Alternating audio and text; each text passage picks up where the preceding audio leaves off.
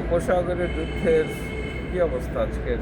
আপনারা জানেন যে আজকে যুক্তরাষ্ট্রের একটি যুদ্ধ বিমান F-16 সেটি ইরান ভূপাতিত করেছে এবং পাইলট নিখোঁজ। পাইলটকে দুই পক্ষই খুঁজছে।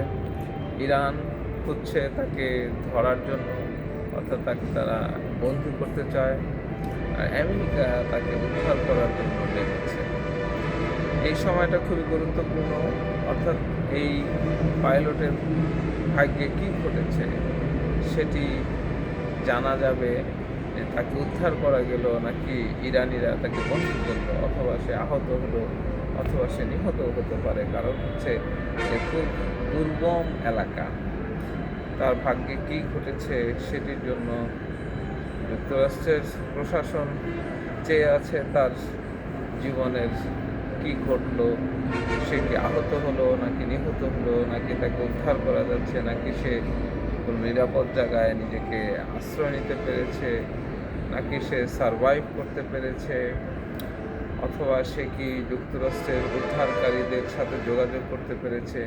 এগুলো জানা যাবে কিছুদিন অর্থাৎ কয়েকদিন পরে যে কী ঘটলো।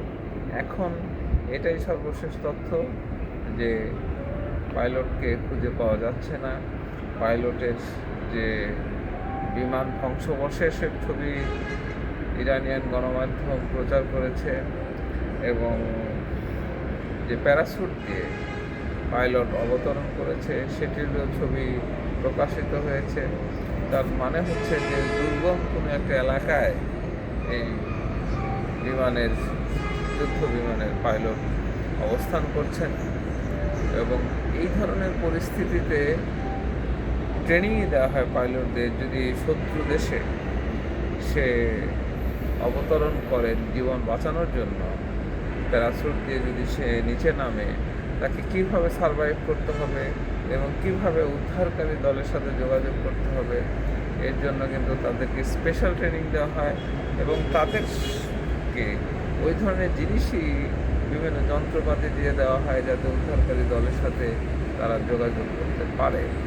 যেহেতু যুক্তরাষ্ট্র অনেক উন্নত একটি প্রযুক্তি সম্পন্ন দেশ এবং তাদের যুদ্ধের যে বিমান ব্যবস্থা, অর্থাৎ যুদ্ধ বিমানের ব্যবস্থার সাথেই কিন্তু এইসব সমস্ত বিষয় থাকে যে পাইলট যদি কোনো কারণে কোনো জায়গায় অবতরণ করতে বাধ্য হয় বা নামতে বাধ্য হয়, অথবা সে প্যারাশুট দিয়ে নিজেকে ইনজেক্ট করে কোথাও সে আশ্রয় নেয়, সে কীভাবে তার বাহিনীর সাথে অর্থাৎ নিজের দলের সাথে আবার যোগাযোগ করবে সেই ব্যবস্থা কিন্তু থাকে।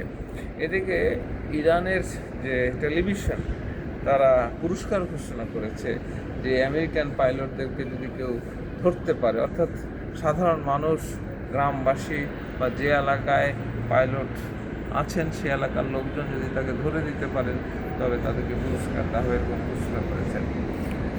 আসলে যুদ্ধের একটা অংশ এটি, যে কোনো যুদ্ধে এই ধরনের একটা দুটা ঘটনা ঘটবেই।